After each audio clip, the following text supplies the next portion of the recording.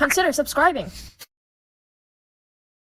The next question is, Assalamu alaikum. What is the ruling on image stored on phones or computers without being printed? These images are not fixed and cannot be shown except by means of equipment such as phones and computers. Wa alaikum assalam wa rahmatullahi wa barakatuh. Images are of two types. A type that you create. So if I get my pen and I start drawing something, whether on my iPad or on a piece of paper, I am creating it, whether electronically or actual drawing. This is one of the major sins in Islam. The Prophet said, alayhi salatu wassalam, أشد الناس عذابا يوم القيامة المصورون. The most severely tormented segment of people on the day of judgment are those who draw, whether pictures or make statues. The word is al-musawwirun, anyone who makes images. And this refers to 2D and to 3D. 3D, there's no difference of opinion among scholars. They all agree that making statues, sculptures of living creatures such as humans, animals, fish, birds, insects, all of this is totally prohibited and haram and falls under this threat of the Prophet ﷺ. 2D, meaning drawing on a piece of paper, is an issue of dispute. The majority say it is included in the prohibition and it is also haram. So this is category number one of image making. Category number two is taking an image that I have no influence over, like snapping pictures.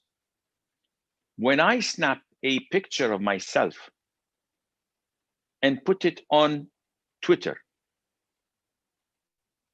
and I get people asking me on Twitter, Sheikh, what's the ruling on snapping photos? Question mark. And then he continues to say, and if it is permissible, haram, why are you posting your picture? Are you asking me? So you ask the first question, I understand, I'll answer you. But then you start attacking me and saying, why do you do this?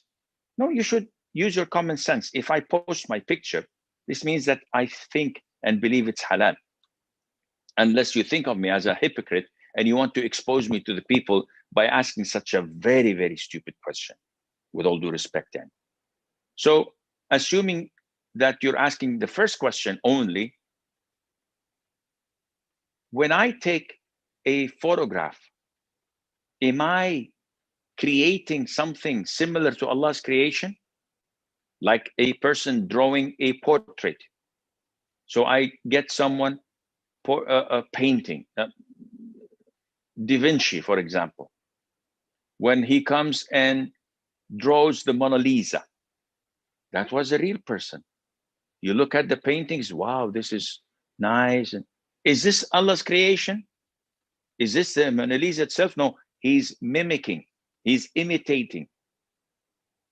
And this question, in this case, this person is among those who will be tormented on the day of judgment. The Prophet said, alayhi, part of their torment is Allah would order them to give life to such portraits, to such drawings, to such animations, and they won't. So they will be tormented by it. Allah will put life in it and it will torment them in hellfire.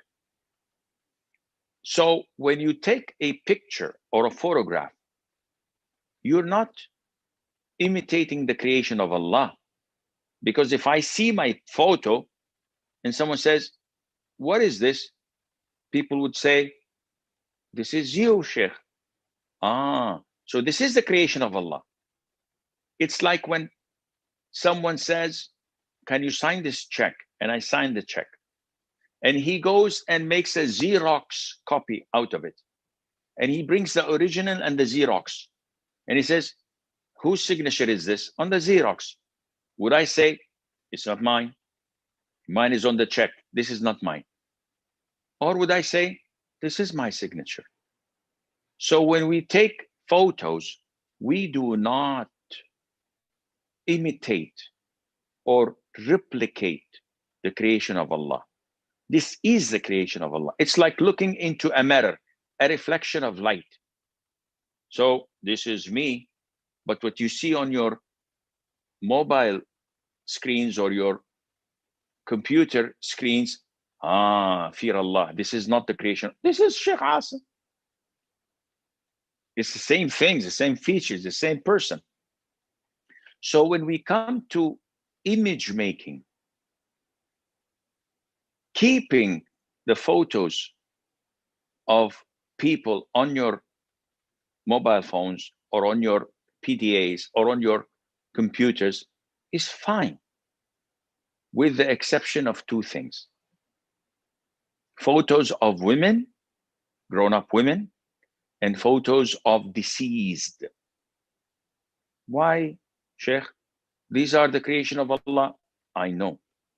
It is not permissible for women to be photographed or filmed unless there's an urgent need for that, such as documents for an ID card or a passport or the likes. But why, Sheikh?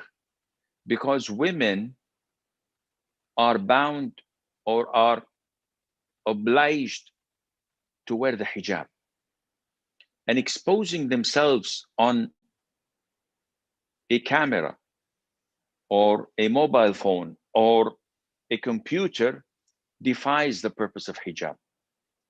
Sheikh, I'll be the only one looking at it. It's my own photo, or it's my wife's photos, or if my daughter's photos.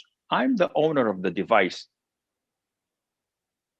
I know, but you know, if you have the knowledge, that any electronic device, whether a camera or a mobile or a computer, even if the hard disk was formatted, everything was erased, resetted to the factory defaults, it can still be retrieved. And I have encountered this myself with totally formatted and erased laptops being restored and retrieving all the photos, private photos, family photos of people who sold their laptop as a second-hand device after being ensured that everything was erased. It can never be erased. So this is why we tell sisters, and they hate this, I know, but this is what we believe that Allah Azza wa Jal would want you to do, according to the knowledge that we have. And also keeping the photos of the deceased is not permissible, because scholars say that the origin of shirk started from that, from building statues over the people that belonged, the righteous people that belonged to the people of Nuh. And after the generation was over and gone, they started worshiping that, and shirk started from that. We know that families, after the death of their father, go to the portrait hung on the wall after a few years and speak to the father. Oh, daddy, I wish you were here to help us solve our problems. Our brothers are fighting over the inheritance and the property, and we are in real big troubles. Where are you, daddy? And they're speaking to the dead. And without doubt, this is form of shirk. So this is, in a nutshell, what I believe, and Allah Azza wa Jalla knows best.